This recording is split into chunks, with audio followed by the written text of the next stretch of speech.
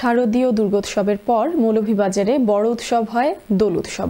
অনেকে এটাকে ফাগুয়া উৎসবও বলেন। চা বাগান থেকে বিভিন্ন গ্রামীণ জনপদ, মন্দির থেকে শুরু করে সনাতনী ঘরে ঘরে চলে এই দোল উৎসবের আয়োজন, যা মৌলভীবাজার জেলা জুড়ে এনে দিয়েছে বাড়তি আনন্দ। মৌলভীবাজার প্রতিনিধি বিকুল চক্রবর্তীর তথ্য ছবিতে ডেস্ক রিপোর্ট। প্রতি বছর ফাল্গুন মাসের পূর্ণিমা তিথি থেকে শুরু হয়ে এই উৎসব চলে টানা 7 থেকে 10 দিন।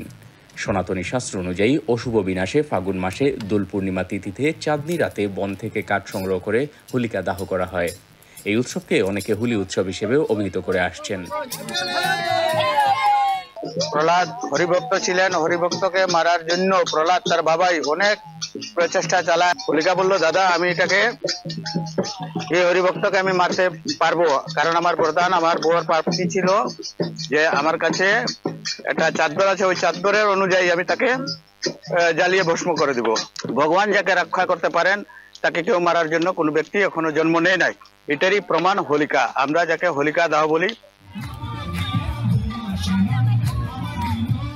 এই উৎসবকে ঘিরে মৌলভীবাজারের শ্রীমঙ্গল সবুজবাগে আয়োজন করা হয় বিশাল উৎসবের, যেখানে হাজার হাজার মানুষ একসাথে রং খেলায় অংশ নেন অনেক পর্যটকও।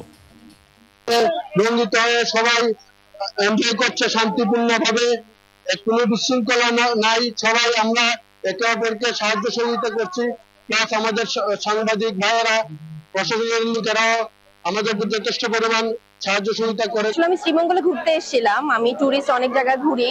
সবুজবাগে হচ্ছে এটা শুনে এখানে চলে আসলাম এক বন্ধুর সাথে, এখানকার লোকাল এক বন্ধুর সাথে এখানে চলে আসলাম। এসে দেখি যে এখানে অনেক সুন্দর আয়োজন হয়েছে।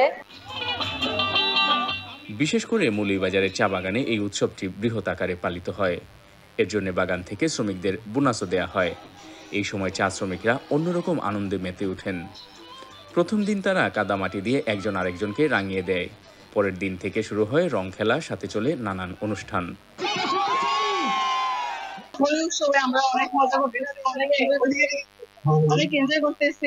আমাদের সনাতন ধর্মের একটি অন্যতম উৎসব। এই উৎসবে আমরা সবাই মিলে অনেক আনন্দ করি।